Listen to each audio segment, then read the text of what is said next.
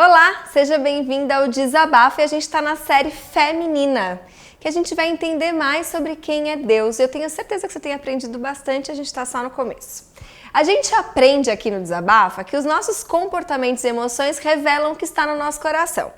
Mas não só a boca fala que o coração está cheio, como tudo que a gente faz e sente mostra o que está dentro de nós e como enxergamos a Deus e vivemos a nossa vida. Hoje o nosso papo vai ser sobre o poder de Deus, porque afinal é bem comum a gente ouvir aquelas frases clichês, né? Confia no poder de Deus, Deus pode tudo, Deus é poderoso. Mas será que isso é realmente visto no modo como a gente vive? É por isso que eu quero perguntar para vocês meninas, sejam bem-vindas. Obrigada. Quero saber de vocês, se vocês conseguem mensurar o poder de Deus. Nossa, difícil, né? Acho que quando a gente para pensar no quanto Deus é poderoso, isso até dá uma assustada, né? A gente até fica meio assustada quanto ele tem poder, assim. Eu me lembro uma vez que eu estava fazendo meu devocional e eu decidi ler Gênesis aquele dia. E aí eu estava lendo sobre a criação, o Deus Criador que criou os céus e a terra. E a cada versículo que passava eu ia imaginando tudo que Deus ia fazendo, ia criando. E depois, no final, eu fui ter meu momento de oração e eu acabei ficando um pouco constrangida em levar a Deus algumas questões mínimas da minha vida diante de um Deus tão poderoso, o Deus Criador, o Deus tão grande. É o mesmo Deus que ouvia a minha oração. Sabe aquele sentimento de constrangimento, assim? É muito engraçado isso, né? Porque ao mesmo tempo que ele é tão poderoso, ele é tão íntimo, né? Sim. Como é que... É até meio confuso, né? É fácil, né, se perder e a gente precisa se concentrar em quem Deus diz ser, né, em todos os atributos dele, para a gente compreender que ele é um Deus grande e limitado em poder, quando nós somos limitados e por isso não conseguimos compreender, mas ele não é um Deus distante, né? Um Deus que construiu o céu lá em cima, mas um Deus que não se relaciona comigo, né? Não tem nada a ver com Deus. E é fácil a gente se perder nisso mesmo. E quais são os sinais que mostram pra gente que a gente está duvidando do poder de Deus?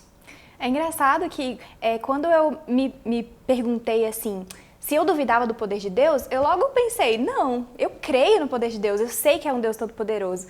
Mas aí a gente vê que tem algumas situações da nossa vida que a gente demonstra pelas nossas ações, né, lá, que a gente realmente duvida do poder de Deus, né? É verdade. Na minha vida eu vejo, por exemplo, situações em que eu me percebo completamente desanimada diante de um desafio grandioso demais para mim, diante de algum problema, diante de projetos novos, igual na construção do Desabafa, quando, sei lá, eu foco demais em mim e falo, ai meu Deus, eu não vou dar conta, como eu sou capaz, e à medida que eu foco em mim, eu me perco nisso e eu perco de vida a grandeza de Deus, começo a perceber então, começo a criar a imagem de um Deus pequeno, né? De um Deus às vezes indiferente, de um Deus fraco, né?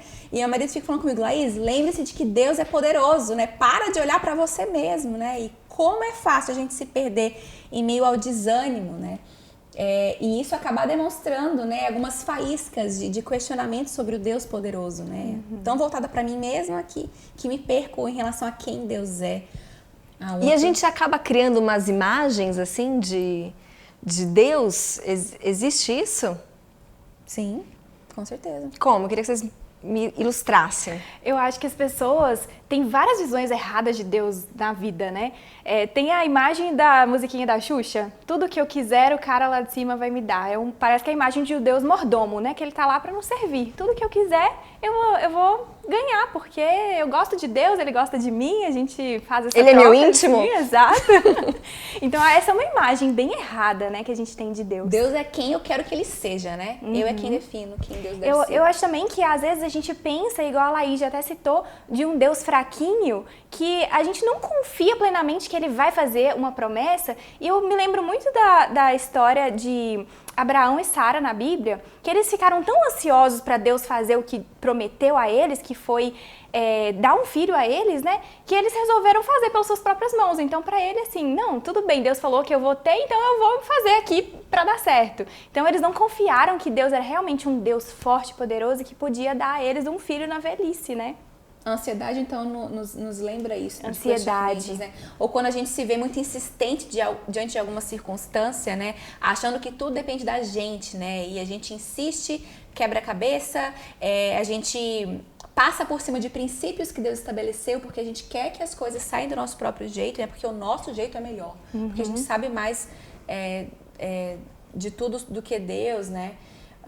Outro sintoma, acredito que seja desistência, né? Aquele sentimento diante do não vai ser possível, né? Eu não acredito que Deus é capaz de transformar essa situação, né? Ou não acredito que o coração daquela pessoa é capaz de ser transformado, né? Em relação àquele temperamento, em relação àquele pecado pessoal, né? Já conversei com tantas mulheres que falaram, Laís, eu sei que a masturbação, a pornografia é errado, é pecado, mas...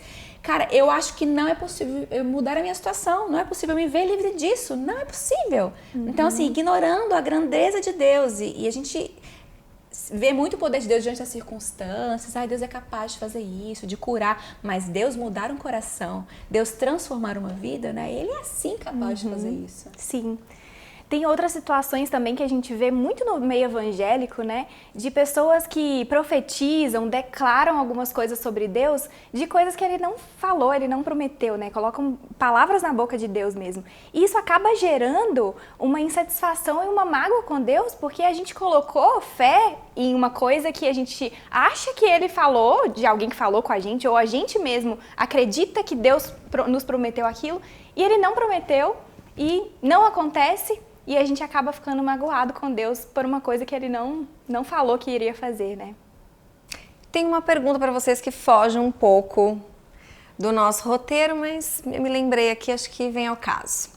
Eu tenho um filho adolescente e esses dias a gente estava conversando e ele me fez o seguinte questionamento. Mãe, se Deus é tão poderoso, por que ele permitiu que a pandemia acontecesse? E se ele é tão poderoso, por que ele não estala os dedos e não acaba com a pandemia? Vai ter questionamento, hein? Mas olha, a pandemia, ela não tem a ver com a vontade de Deus sobre a humanidade. Na verdade, tudo de ruim que acontece no mundo, a gente sabe que é consequência do pecado, né? Então, todas as mortes, tudo de ruim que vem acontecendo, isso é consequência do que aconteceu lá no jardim, né? Com Adão e Eva. Mas eu acredito realmente que Deus permite, né? Ele tem o controle sobre tudo, ele é um Deus que ele não foi pego de surpresa, ele sabe de tudo que está acontecendo e ele tem um propósito para tudo. Eu acredito que mesmo nas coisas ruins que a gente vive, mesmo no mundo caído, Deus tem um propósito para as nossas vidas, né? Mediante isso. É por isso que a gente tem que acreditar no que Deus diz sobre Ele mesmo e não acreditar em imagens que a gente cria sobre Deus, né? E o que Deus diz sobre Ele mesmo? Deus, ele diz que Ele é todo poderoso, né? Que Ele sustenta o universo com as suas próprias mãos, que não existe nenhuma circunstância que foge do seu domínio, né? Então eu preciso acreditar que eu estou, e a palavra dele diz que estamos num mundo caído, governado pelo mal, pelo pecado. É por isso que coisas ruins acontecem, né?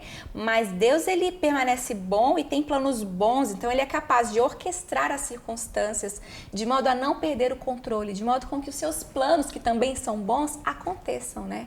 E toda essa tensão e essa catástrofe que a gente vive hoje faz a gente se lembrar também que o nosso coração, ele não pode estar ligado no aqui e no agora. Essa vida é passageira, né? Mas a gente precisa ansiar aquilo que é eterno, né? Aquilo que ainda vai vir. Porque se a gente colocar os nossos olhos nas situações, nas circunstâncias e não em quem Deus é, a gente vai à loucura, né? A gente se perde completamente, a gente se desanima e por aí vai. Uma outra coisa que me veio, isso é fé. Isso que você acabou de falar é fé.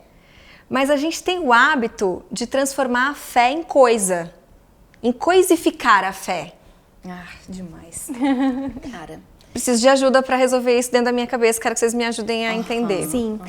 O problema é a maneira errada com que a gente entende o que é fé, né? O que é fé em Deus, né? Ter fé em Deus não é uma mera convicção pessoal ou uma força de vontade, né? É a gente acreditar no que Ele diz. E é por isso que é tão importante a gente se voltar para a palavra, se voltar para a Bíblia, para a gente conhecer quem é Deus e o que Ele diz para a gente, né? O que Ele prometeu.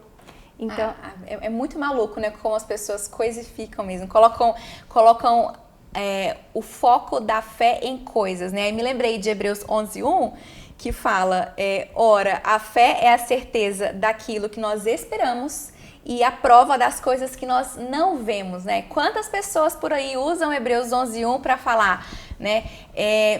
Olha, tenha esperança, sabe? Deseje algo muito bom e tenha esperança, mesmo que você não perceba, mesmo que você não enxergue aquilo, corra atrás e pense e deseje, aquilo vai acontecer, tenha sabe? fé! Tenha fé, sabe? Pra não falar declare. Então tenha fé que você vai ter um corpo bonito, ou que você vai emagrecer, ou que você vai engravidar, sabe? Então use esse versículo e distorce ele completamente, sendo que na realidade aquilo que nós esperamos e não conseguimos ver é aquilo que a palavra de Deus nos diz.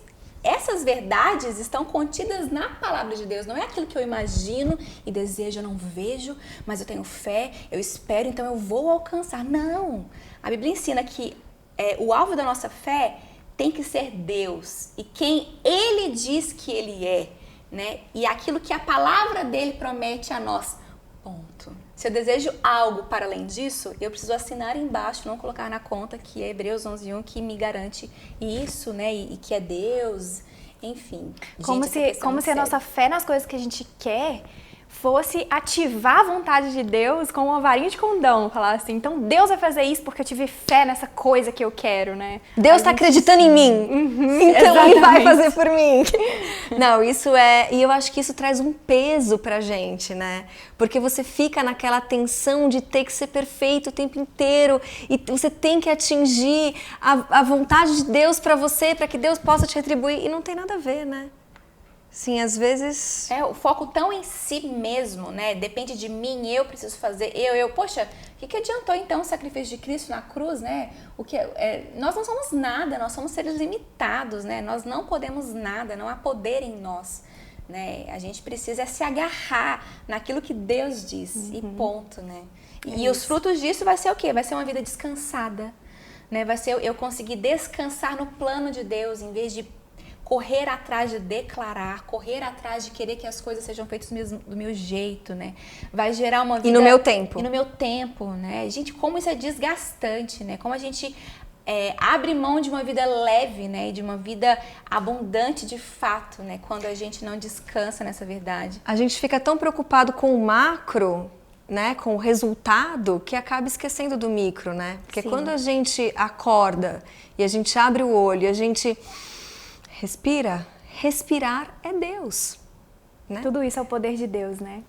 Tudo isso é o poder de Deus. Outro efeito também que a gente consegue desfrutar na nossa vida, quando a gente compreende a grandeza de Deus, o poder dele, descansa nisso, é uma vida de satisfação, né? Uma vida contente, né?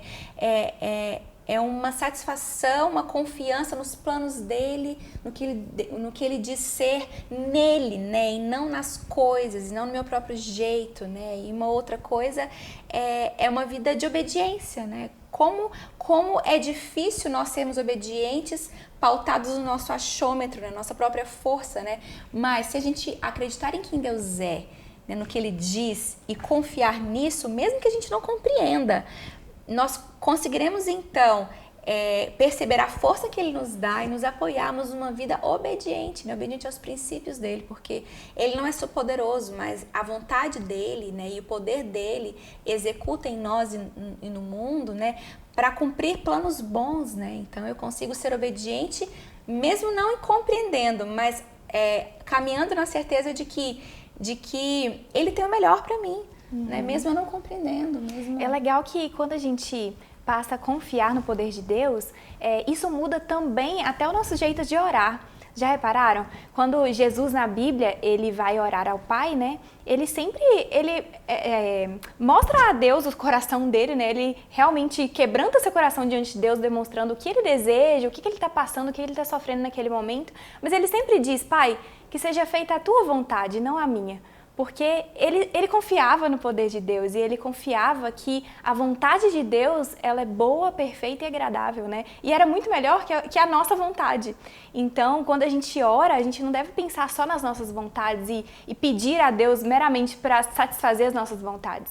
A gente deve levar diante de Deus as nossas questões, porque Ele quer se relacionar com a gente, Ele quer ouvir o que a gente gostaria, o que a gente necessita, mas a gente deve confiar também e dizer a Ele que seja feita a vontade dEle, porque a gente sabe que a vontade dEle é melhor para as nossas vidas, né? Verdade. E pra gente resumir todo o nosso papo aqui, qual que é a grande mentira em relação a esse tema? A grande mentira é: Deus tem que trabalhar para mim. Nossa, mentira. essa é uma mentira enorme. Deus mordomo caiu por terra. Nunca mais. E qual que é a grande verdade pra gente se apegar? Pra gente anotar no post-it e grudar no espelho? Sim, é que Deus é um Deus todo-poderoso e Ele faz o que Ele quiser, né? Ele é soberano e Ele tem o melhor para as nossas vidas.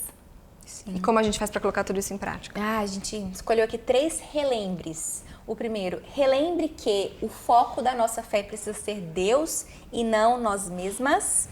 O segundo relembre é: relembre o que Ele já fez. Né? Então, leia Salmo 105 e veja aquilo que Deus já fez no passado. Né? Relembre aquilo que Deus já fez na nossa vida, que isso vai, então, ativar o nosso coração para nos lembrarmos de quem Ele é, do quanto Ele é poderoso, do quanto seus planos são perfeitos. Sim. E o terceiro? O terceiro relembre é para nos relembrarmos de quem nós somos. Nós somos meros pecadores e que muitas vezes a gente distorce a imagem de Deus. Então a gente tem que sempre voltar para a palavra, voltar para a Bíblia, para a gente refrescar na nossa memória quem Deus é, o que Ele diz e o que Ele promete para a gente. E com isso ter uma vida leve, né? Sim. Acho que esse é o resultado. Com certeza. Obediência e vida leve. Ai, muito bom, adorei esse papo. E volta aí para você ouvir de novo e aprender cada vez mais com a gente. E esse foi o Desabafa. Até a próxima. Tchau!